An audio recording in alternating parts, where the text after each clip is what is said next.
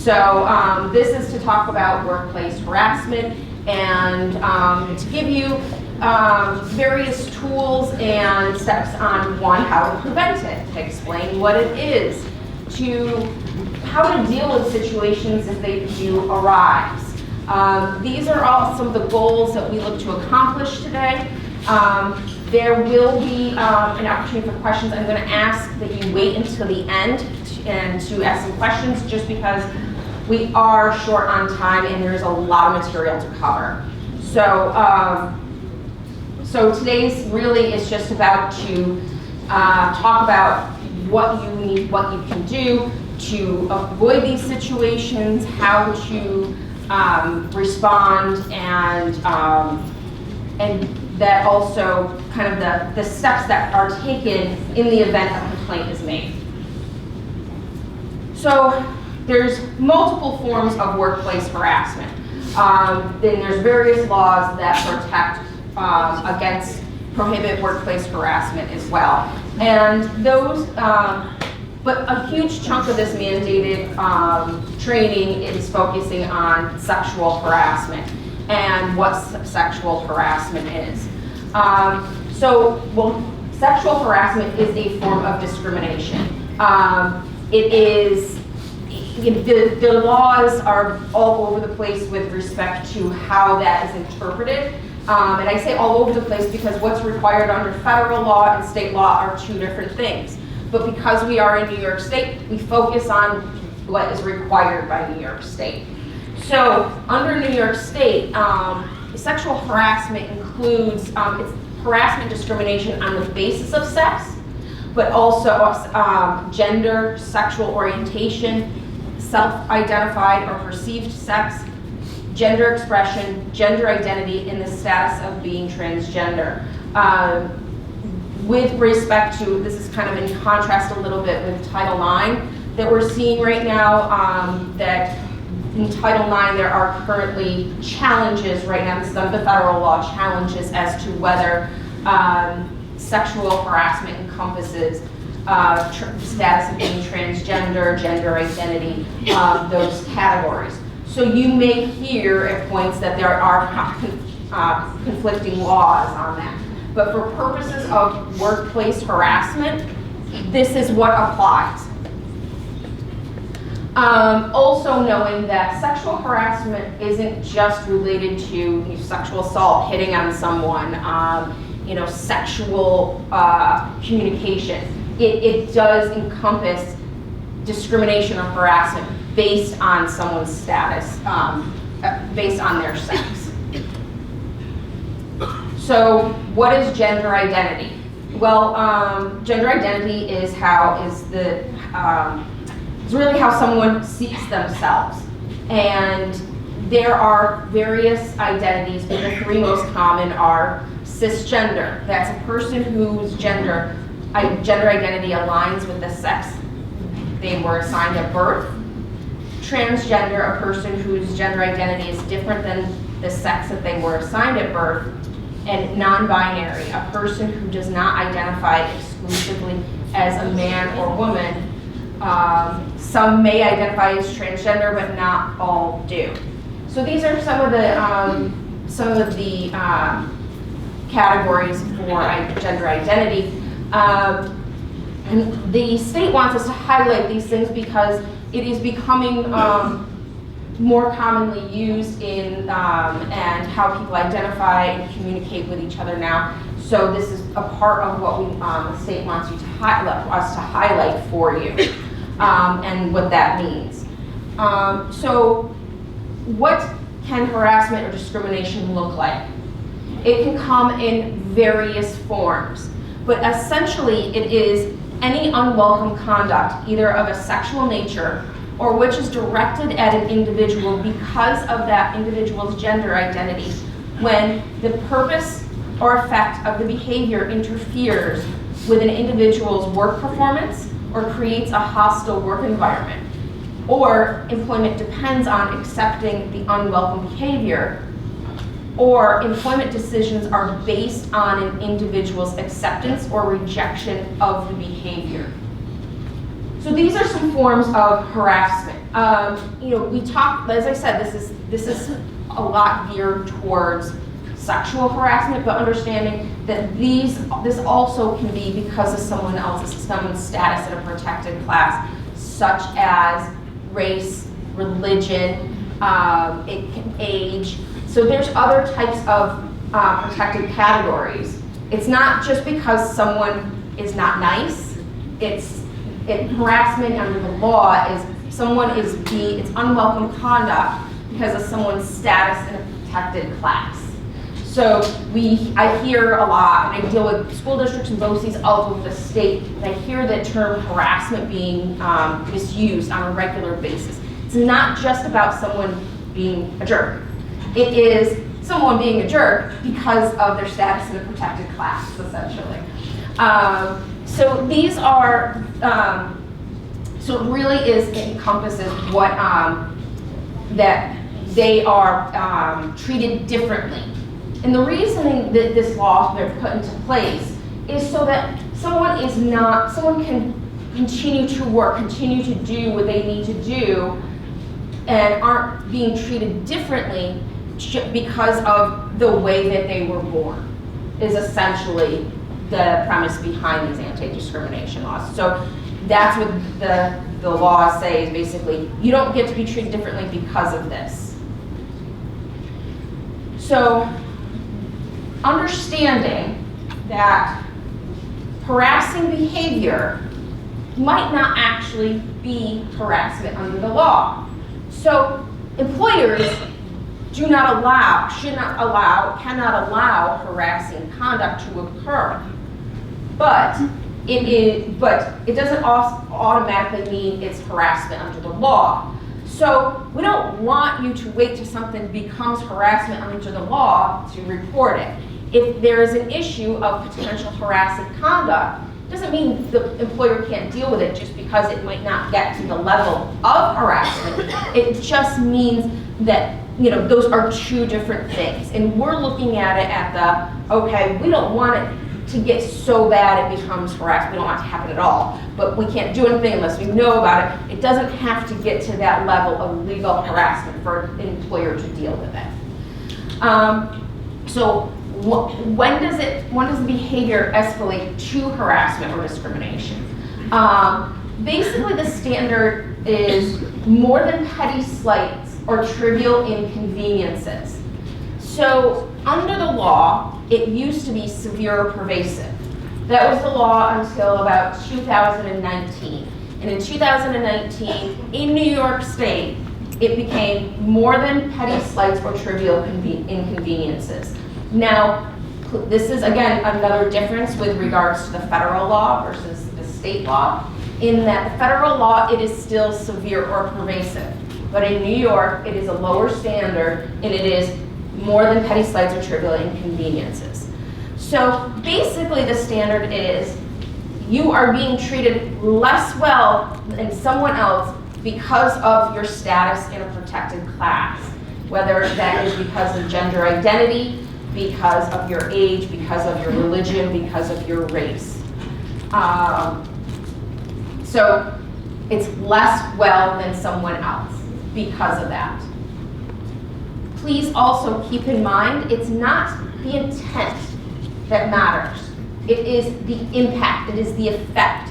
I do a lot of investigations with harassment allegations, and one of the things I hear on a regular basis is, I did not intend to mean any harm.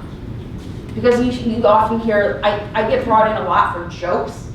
Like, oh, I was just joking around, I didn't mean anything by it, I didn't mean any harm.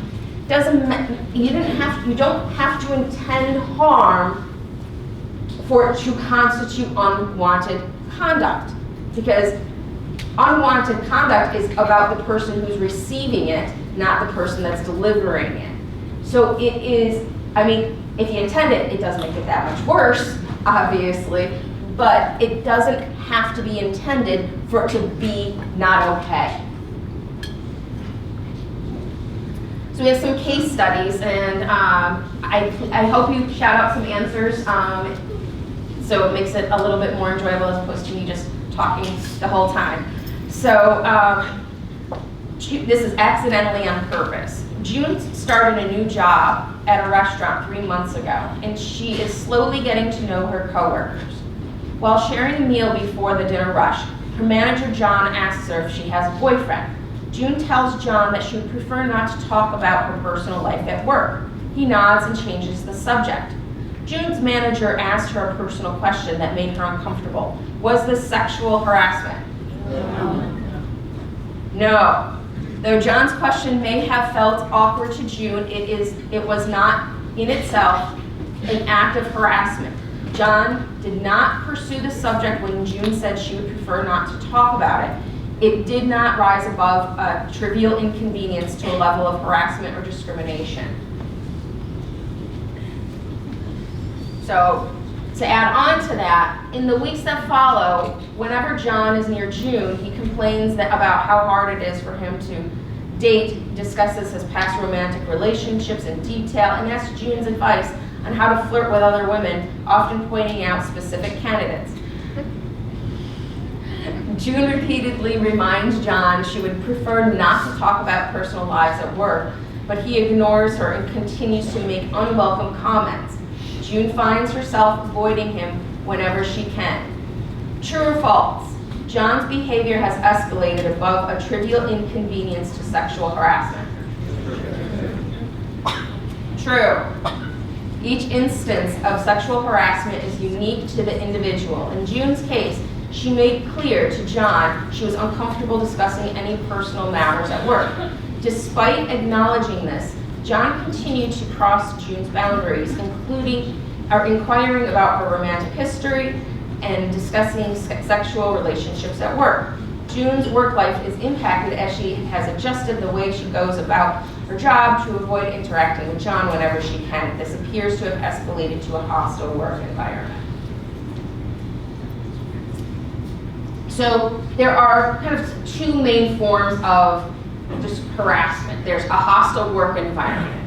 Hostile work environment is basically it's the kind of the conduct that is that more than petty slights or trivial inconveniences. It's kind of the behavior kind of conduct where there's a tangible employment action. That is where like something happens, you're terminated because of your race or gender. That we don't really see as much these days, but it's more related to the kind of this hostile work environment.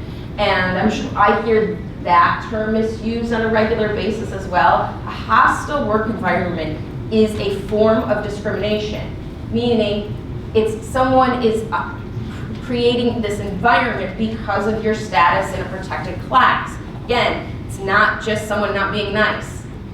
It's about it's not someone even just being toxic. I mean, we don't want that, but it's not someone just being a toxic person, a bad person. It is someone acting that way because of their status in a protected class. So, a hostile work environment as harassment, sexual or discriminatory, that can include sexual or discriminatory displays or publications in anywhere in the workplace, such as displaying pictures, posters, graffiti, objectionable promotional material, reading materials, or other kind of sexually demeaning or pornographic materials. I have actually recently dealt with a situation where someone had taken pictures of themselves and then was putting them up on the screen in their office. Not making this up. And it is amazing the things that people do. Don't do that.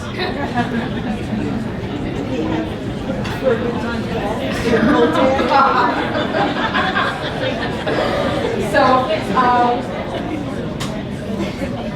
don't do that. It's my advice, legal advice. Don't do that. And I had the pleasure of having to show him all the pictures that he displayed. So that was quite a day. Needless to say, he did resign. So the big one that we see, that I see, is kind of the jokes. It's the jesting. It's the sarcastic kind of comments. It's kind of that crossing the boundaries in more subtle ways than a situation of putting, photographs on a big screen. So those, most of the conduct is really much more subtle than that. That one doesn't make for a good story, but that is not the common action that we see. So it really it's a lot of the jokes, in the kind of jesting where we see the biggest issues. And if it's because of, those jokes, those just inappropriate jokes that can, that's where those lines get crossed. So it also can include rape, sexual battery, molestation, attempts in such conduct. It can be other kinds of physical touch. So all of these things are not allowed in the workplace. Shouldn't be happening otherwise. Outside the workplace as well. General codes of conduct, respecting people's physical boundaries.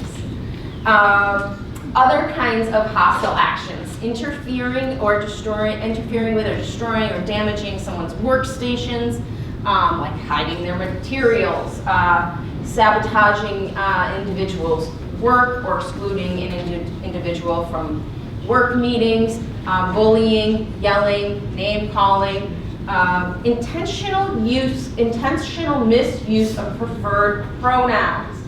This is something that I want to highlight for you because this is now specifically added to the human rights law. Intentionally misusing preferred pronouns.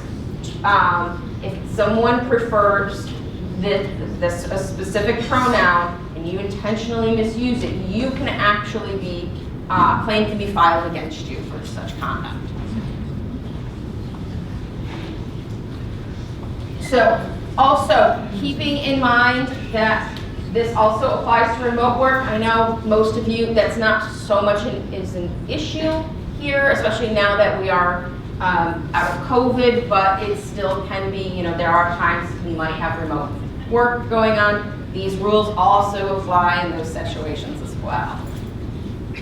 Okay, case study number 2, one moment in time. Whitney.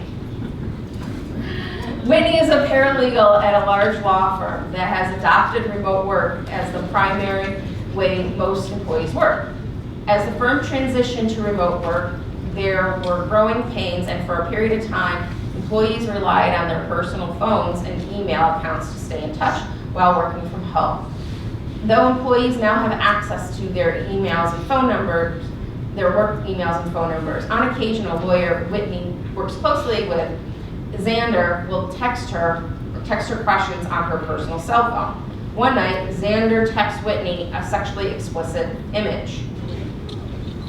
True or false? Xander sent the image from his personal phone to Whitney, so this is not workplace harassment. False. False. You guys are really good at this.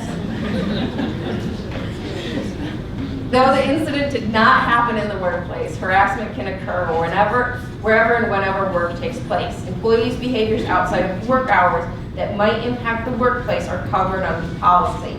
In this instance, though, the photo was sent outside of work hours, it still might impact Whitney's relationship with Xander at work. Xander's behavior is covered by the sexual harassment prevention policy. The next day, after she did not respond, Xander sends Whitney a text apologizing for the night before and states that the image was meant for someone else.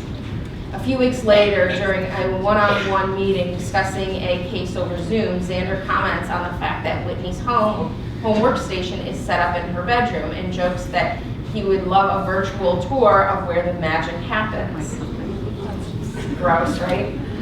Uncomfortable, Whitney finds an excuse to end the meeting quickly after that. Later that same week, Xander sends Whitney a direct message during an all-firm Zoom meeting telling her he can't stop thinking about her in her bedroom during the workday. True or false? Hostile work environment cannot exist while working from home. You guys are crushing it. The remote workspace is an extension of the office, regardless of where the employee is logging in from. And any virtual video or text-based platform is a work environment, and harassment and discrimination that takes place over these platforms constitute a hostile work environment. Case study number 3, working twice as hard. So for those who watch Grey's Anatomy, you'll recognize all the names in here. So Sandra is a first-year resident intern at a teaching hospital in Buffalo. She is the only black woman in her intern class. She and her intern peers attend rounds every day with Dr. Gray. When asking interns questions, Sandra feels as though Dr. Gray holds her to a higher standard than the other interns. He frequently makes comments about her ignorance and belittles her answers to his questions, though her responses are in line with her fellow residents.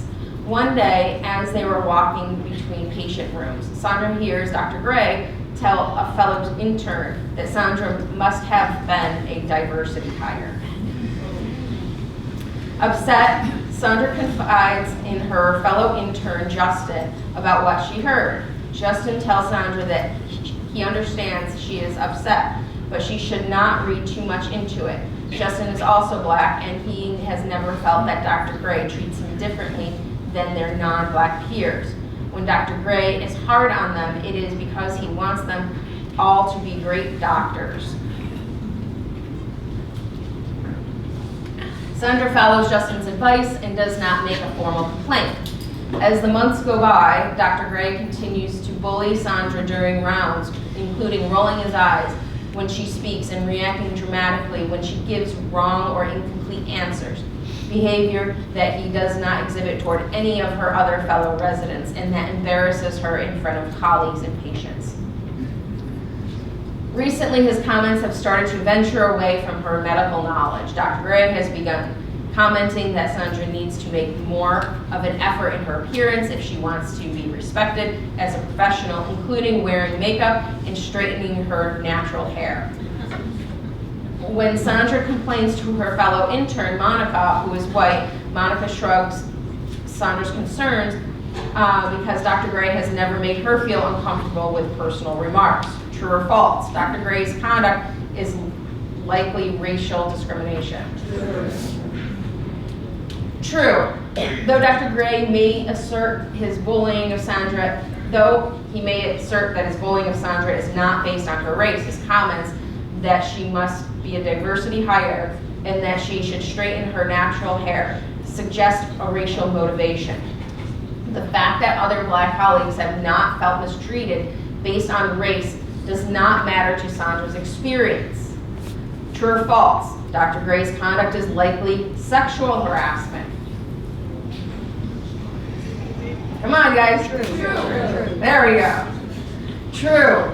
Again, even if other women in her intern class feel respected, Sandra has experienced belittling behavior and remarks regarding her appearance that appear to be discriminatory based on her gender.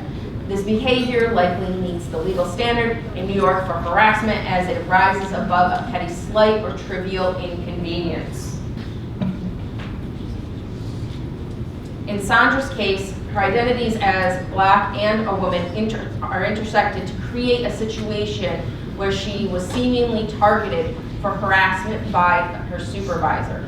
It was also the case for Sandra that these overlapping instances of harassment created a potentially hostile work situation.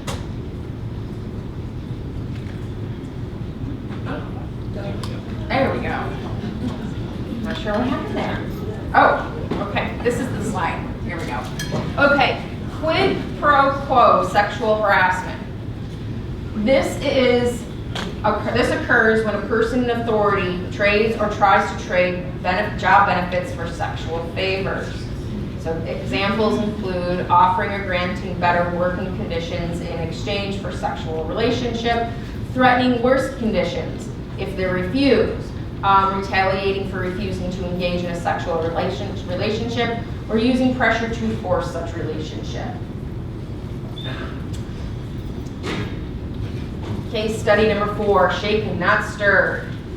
Jamila is a bartender at a popular Brooklyn restaurant. She has been with the restaurant for a month and is hoping to be scheduled during the popular Friday and Saturday evening shifts. Her manager, Jason, creates the shift schedule. She tells him she feels confident in her position and that she knows the restaurant patrons well enough to be scheduled for the high-tipping weekend shifts. He tells her, "We'll see, we have a lot of qualified bartenders." A week later, Jamila and Jason are closing after a Wednesday night shift. Jason pours them both a shot of tequila, asks Jamila to join him at the bar, and tells her that he hopes he will be able to give her some weekend shifts. He tells her that some other bartenders have been with the restaurant longer, but she is the one he wants. Jason places his hand on Jamila's knee and encourages her to drink the tequila. Jamila quickly takes the shot before jumping off the bar stool and finishing her closing tasks. True or false? Jason's behavior could be harassment of Jamila. Good. True. Jason's behavior as Jamila's boss is inappropriate, and Jamila should feel free to report the behavior if it made her uncomfortable. Jason's behavior at this point may or may not constitute quid pro quo harassment. Jason has made no promise or threat to Jamila that he will handle her shift schedule differently based on how she responds to his advances. However, his discussion of shifts while making what could be seen as a sexual advance is inappropriate and might be considered potentially coercive. Jason continues to make advances even if he never makes or carries out any threat or promise about job benefits. This could create a hostile work environment for Jamila, for which the restaurant owner could be strictly liable because Jason is her supervisor.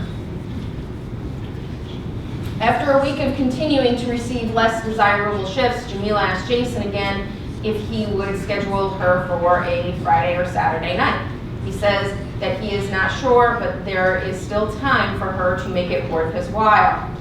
He then asks her to come home with him after work that night. Jamila, who really needs the extra cash, Saturday night shift will bring tips in, decides to go home with Jason. Almost every week they go out at Jason's insistence and engage in sexual activity. Jason begins scheduling Jamila for Friday and Saturday evenings. Jamila does not want to be in a relationship with Jason and is only going out with him because she believes that he will change her schedule away from the busier shifts. True or false? Jamila cannot complain of harassment because she voluntarily engaged in sexual activity with Jason. False. False. Because the sexual activity is unwelcome by Jamila, she is a target of sexual harassment. Equally, if she has refused Jason's advances, she would still be a target of sexual harassment. The offer to Jamila to trade her job benefits for sexual favors by someone with authority over her in the workplace is quid pro quo sexual harassment, and the employer, in this case the restaurant owner, is exposed to liability because of its manager's actions. Can Jamila complain of harassment if she got the shift she wanted? Yes. Yes. She can still be sexually harassed even if she gets the shifts that she wants.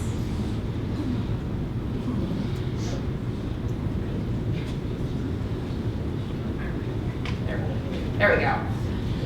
After several months during which she believes she has proven herself an asset during the weekend rush, Jamila breaks off the sexual activities with Jason. He immediately changes her schedule and places her in less desirable shifts with fewer customers and lower tips. True or false? It is now too late for Jamila to complain. Her relationship with Jason was consensual, so there is no proof she is receiving less favorable shifts due to the breakup. False. Jason's conduct constitutes quid pro quo sexual harassment. Whether or not Jamila accepts and benefits from or rejects and is harmed by it is irrelevant.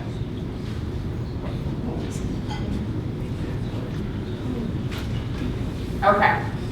Sex stereotyping is gender discrimination.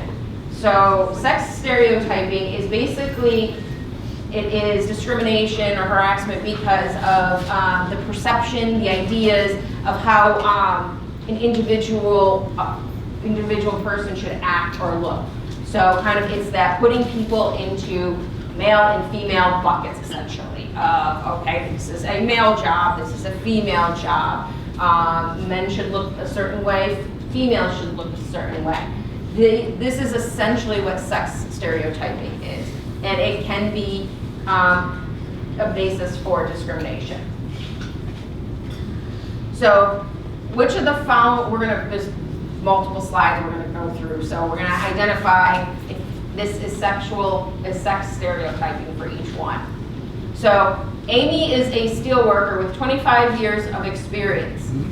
Her supervisor, Gus, always assigns a male coworker to partner with Amy on any project she is assigned.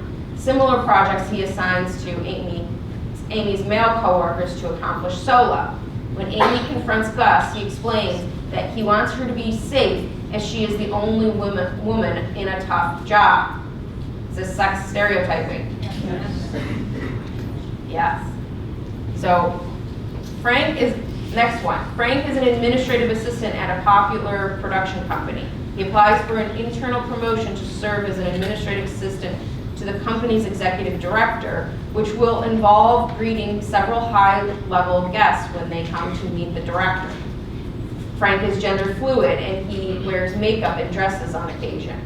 Though more qualified than other candidates, Frank does not receive the promotion. The executive director explains that while he supports Frank's lifestyle, many of his guests are more traditional and would not be comfortable with Frank as their point of contact. Is this sex stereotyping? Yes. Next one. A finance firm hosts regular quarterly luncheons for their most important clients. After every luncheon, the CEO, Peter, directs all his questions regarding the logistics of the luncheon to Susan, the vice president Peter works with, and the only woman in the leadership position at the firm, despite the fact that Ronald, the organizer of the lunches, is also in the room. Is this sex stereotyping? Yes.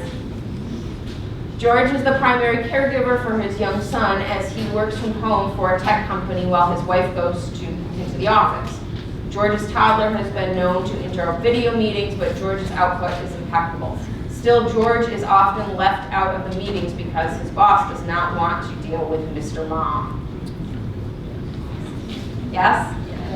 Yes. So, all of these are considered sexual stereotyping. So, who could be the target of sexual harassment? Anybody? Basically is the answer. Anybody, there's, often these laws were put into place to protect minorities, basically, to protect those who were not in positions of power. But understanding it can go any way. Everybody is protected under these laws. Every single person in this room is in a protected class. So these laws protect everybody, not just particular people. You have to be within that particular class to be covered, but you are all covered under some class. So also this law protects interns, your student teachers, so it's not those employees who are paid, just paid. Also, it protects independent contractors. That would be like me. The law would protect me because I'm here in my employment capacity. So the laws would protect me while I'm here for work purposes. So it covers everybody who is here performing, a job and working for BOCES essentially. And I don't mean working as an employee of the BOCES, but doing work here on behalf of the BOCES. Who can be the perpetrator? Basically anybody. Supervisor, a colleague, someone who is not, someone who is maybe insubordinate. I could, because again, I'm coming to your work environment. So if I was here to, and you're here for work purposes, I cannot subject you to that kind of behavior. So really, it's everybody. Where can it occur? So it's basically wherever employees are fulfilling their work responsibilities. So it's not just here physically. It can be remote work. It could be employer-sponsored events. Being that you're in the public sector, so a lot of these kinds of events don't happen quite as much. But understanding it can happen on a field trip. It does not have to be just here in the building.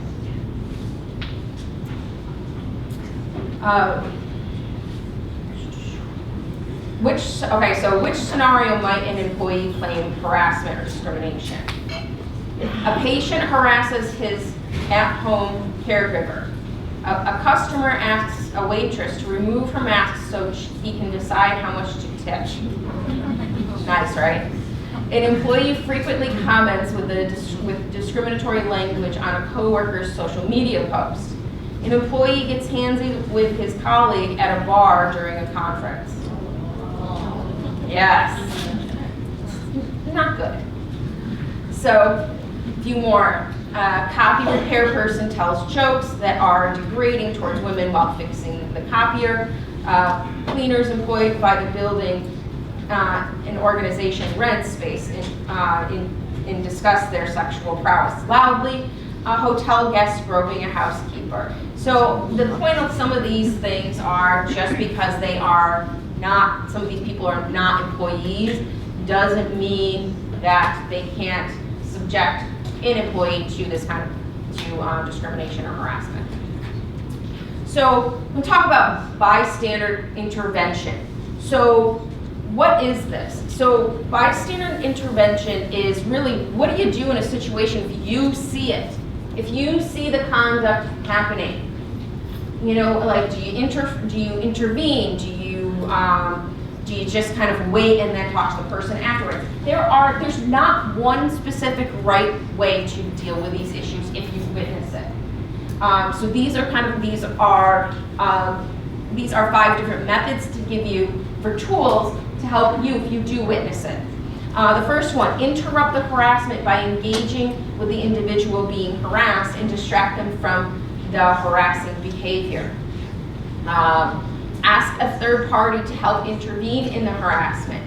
Record or take notes on the harassment incident to benefit a future investigation. Check in with the person who has been harassed after the incident, see how they're feeling, let them know the behavior was not okay. Confront harassers and name the behavior as inappropriate only when you feel safe. So you don't have to, these can be done they can be done together, they can be done individually. There's no one right way of handling these situations. You also don't want to put yourself in a bad situation, as in, you could then be targeted. So part of this is making sure that you are safe as well. And part of this is how you deal with it is you're going to got to read the room, read the situation, what is happening at that moment. And that's also, including reporting it to HR or your supervisor. So that's sort of alluded in there, but that should be specifically identified as well, another option. So we're going to kind of go through these different methods. Hotel cleaner Frances is walking down an empty hallway between rooms. A guest pushes her up against the wall and attempts to assault her just as hotel bellhop Tony comes out of the elevator. Tony places himself between Francis and the guest and tells the guest he is behaving inappropriately. What type of bystander intervention is this? Yep, it's confronting the behavior directly. Kyle is asking Sheila about her dating life. Sheila says she doesn't want to talk about it at work, but Kyle keeps asking about it. Taylor seeks Sheila to review a slide deck she is working on. What type of intervention is this? Yes, engaging and distracting the person being harassed. Bartender Leslie notices a restaurant customer is brushing up against his waitress Danielle, touching her arm or leg every time she comes to the table. Leslie tells her supervisor, who intervenes and allows Danielle to switch table assignments. What type of bystander intervention is this? Asking a third party for help intervening. So there are a lot of methods. It is, again, it goes back to kind of that reading the room situation, if you ever do see it occurring. Oftentimes, though, as I said earlier, a lot of the conduct that we've talked about here today is really kind of in-your-face conduct. Oftentimes, this conduct can be much more subtle, and it often does not happen around other people. So that's where it is still making sure that you do report it. So retaliation. Retaliation is prohibited.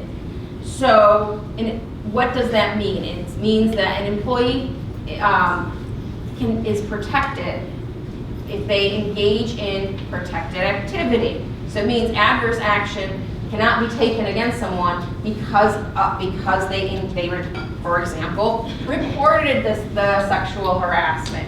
They intervened as a bystander, for example, assisted another employee in complaining, provided information during an investigation, or testified in connection with a complaint.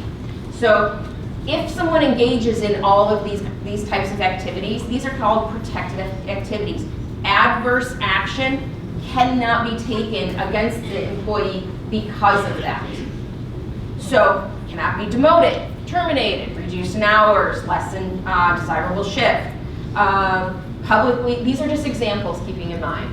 Publicly releasing private information, refusing to provide a requested factual reference or providing an unwarranted negative reference. Labeling the employee as difficult, reducing work responsibilities, passing over for promotion, moving an individual's desk. These are all examples of retaliation that are not allowed because of someone's report. What is not retaliation? A negative employee action negative employment action is not retaliatory merely because the action happened after the report, the protected activity. So employees are still subject to the same rules and requirements and behaviors, expectations, regardless of the report, regardless of the protected activity.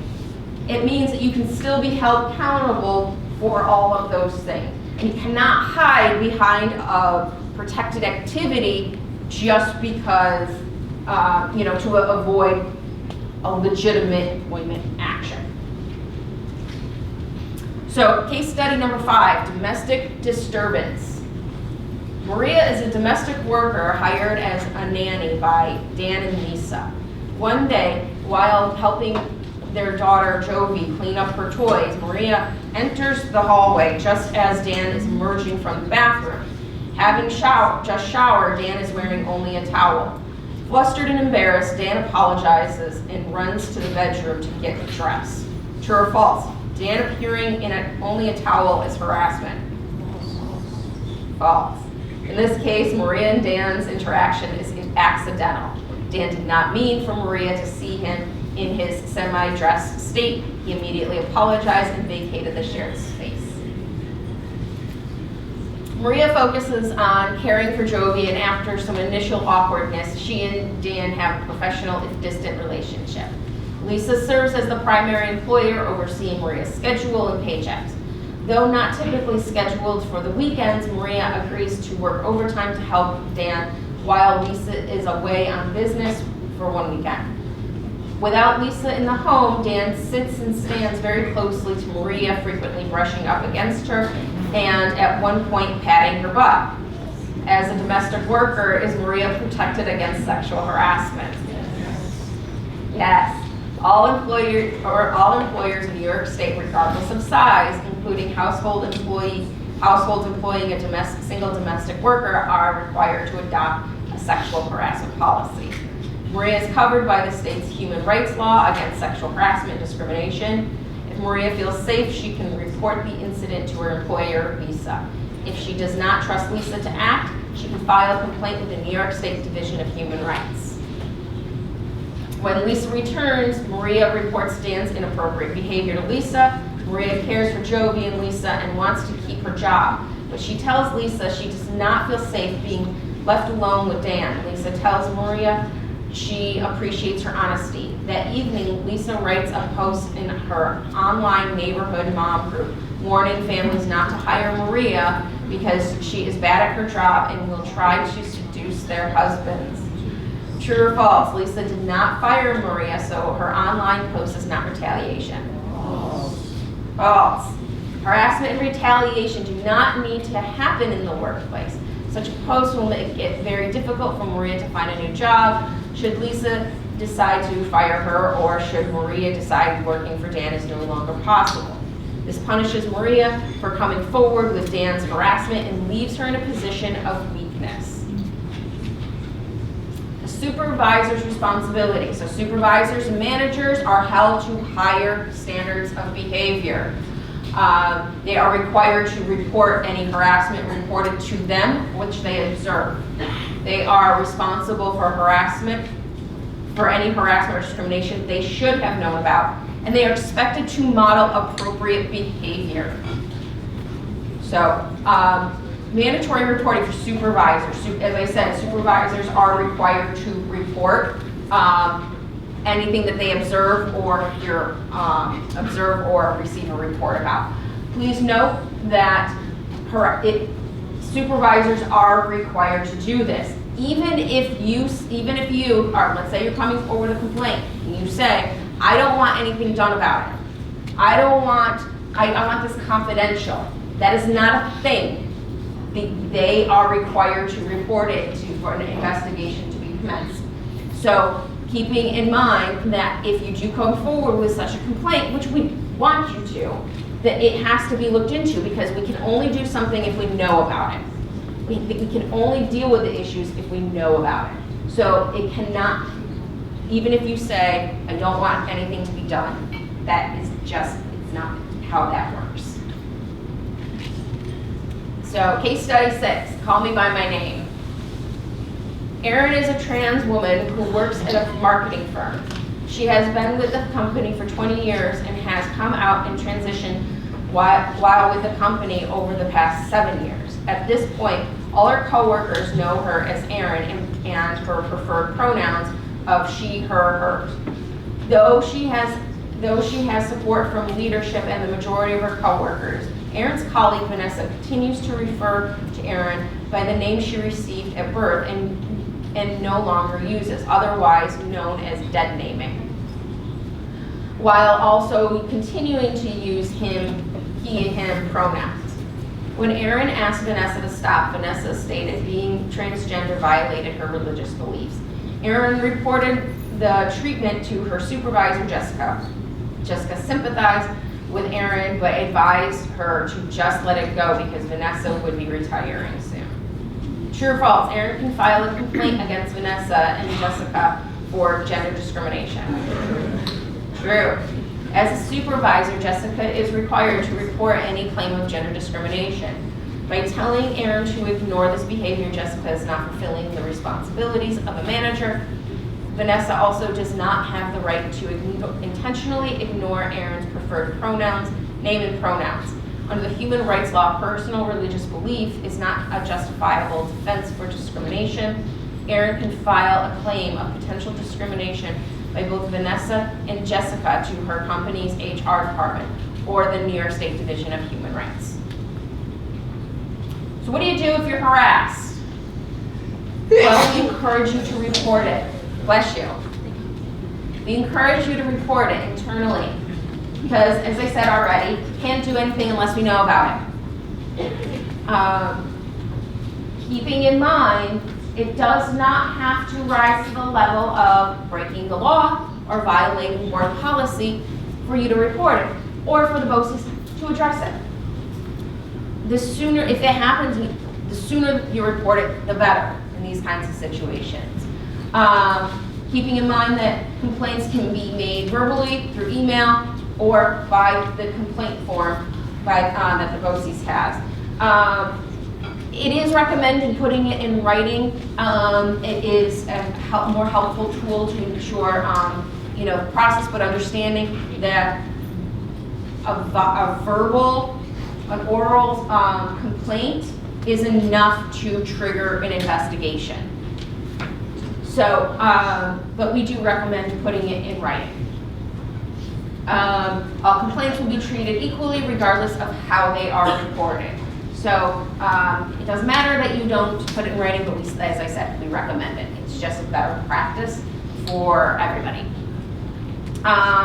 What do you do if you witness it? Well, we talked about those bystander interventions, so you have some of those. In addition, we encourage you to report it, even if the victim of the harassment does not want anything to be done. It is still recommended that you report it. This is behavior we do not want to happen in the workplace, so erring on the side of reporting is a better practice. And keeping in mind that if you do report it, you cannot be retaliated against because of it. So what happens once a complaint comes in? So then what happens is an investigation is commenced. That would likely be by Jen Frank, your HR director, and she will commence an investigation, or someone else could be brought in to do it as well. And then there will be, basically a fact-finding process to determine whether it occurred and if it did occur, what's the appropriate response. Keeping in mind, if you are a witness or someone who is interviewed during this process, you cannot be retaliated against because of it. Additionally, keeping in mind that these investigations are done as confidentially as possible, can never guarantee confidentiality, but because to do an investigation, we have to to gather information, we have to kind of disclose information. I do a lot of these, as I said. I can't just go into a room staring at someone hoping they're going to tell me what I need to know.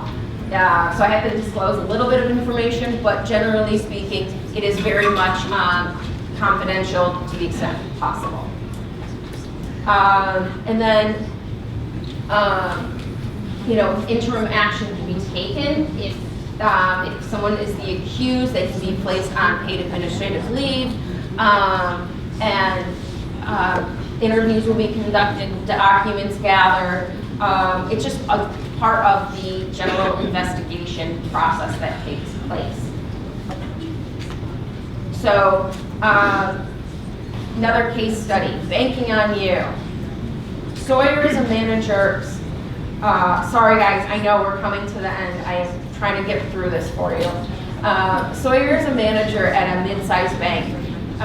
Sawyer recently began dating Hayden, a teller at the bank. After 3 months of dating, Hayden breaks up with Sawyer. Though the two agree to act professionally at work, Sawyer takes the breakup hard. As manager, Sawyer is sure to assign Hayden shifts so they are always at the bank at the same time. Sawyer creates special projects to work one-on-one with Hayden, ensuring the two are left alone at the bank. More than once, Sawyer uses these sessions to urge Hayden to give their relationship another chance. Hayden is firm that their romantic relationship is over. True or false? This is not sexual harassment because Sawyer and Hayden were in a consensual relationship, and Sawyer's behavior is typical of anyone dealing with a hard breakup. False. Having a prior relationship does not give Sawyer the right to harass Hayden at the workplace. Continually asking for dates after someone says no can be a form of harassment, even if there was a prior relationship. The frequent requests coupled with the isolation from other coworkers can leave Hayden feeling unsafe at work. Frustrated with that, Hayden will not reconsider their relationship. Sawyer begins complaining to coworkers about Hayden's perceived cruelty. While complaining, Sawyer frequently divulges personal information about their romantic relationship and Hayden's private life. True or false? This is a personal issue between Sawyer and Hayden, and coworkers should not get involved. False. Employees have the right to report harassing. Well, Sawyer shouldn't be talking about all of that stuff, but employees have the right to report harassing or discriminatory behavior, even if they're not the ones subject of the harassment. In this instance, an employee might wish to report harassing behavior on behalf of Hayden. At the same time, Sawyer's frequent descriptions of personal romantic information might be creating a hostile environment for all employees, and these employees might wish to make a complaint on their own behalf. Sawyer's behavior is inappropriate. In addition to filing a complaint with your supervisor or HR, you do have the right to file a complaint with the Division of Human Rights. You will be provided with all this information, but there it is. Additionally, you have the right to file with the United States Equal Employment Opportunity Commission. Again, the procedures are different, and what's required under federal law and state law are different, so there are some differences for that. With respect to local protections, sometimes you might need to contact law enforcement if it is that there is an assault, for example, sexual assault. You can contact your police department. Additionally, there are some counties and towns have additional rules, likely not around here. That's kind of more towards like in New York City, they have like their own separate Division of Human Rights entity. This is the last one, you guys. We're there. Get through this. All right, No-Go Joe. Mallory works at a small family-owned gift shop. She is one of the 2 employees in addition to the owner, Joe. The storage room at the back of the shop is tight and can sometimes require Mallory and Joe to get very close while restocking inventory. On more than one occasion, Joe has brushed up against Mallory while moving past her. Though she initially thought it was unintentional, Joe is now pressing himself up against her in a clearly intentional way. Mallory mentions this to her coworker, Emily, who confides that Joe has been doing the same to her. Joe is both the owner of the store and Mallory's supervisor. There is no separate individual at the store through which Mallory can make a harassment complaint. True or false? Mallory's only option is to confront Joe directly about his behavior by writing a report and submitting it to Joe. False, if she feels, right? Awkward. If she feels safe, Mallory is able to make a complaint directly to Joe. Alternatively, she can file a complaint directly with the State Division of Human Rights within 3 years of the incident, or the EEOC within 300 days of the incident. The EEOC is generally applicable for, must employ at least 15 people, which clearly you guys do here. So keeping in mind, a lot of these same rules that we talked about in this kind of same behavior is also prohibited for other kind of, as I talked about, other types of workplace harassment, such as religion, race, national origin, age. So it's this kind of behavior does go across other types of protected categories. So this is behavior that should not be occurring in the workplace based on protected status, not just someone's status, and not just because of sex. And that's what I just said. Much of the information, as I said, is applicable across the board. Your policies do cover this, I know, because I have looked at them. So, any questions? All right, I can stick around for a few minutes. Thank you for your attention, everybody.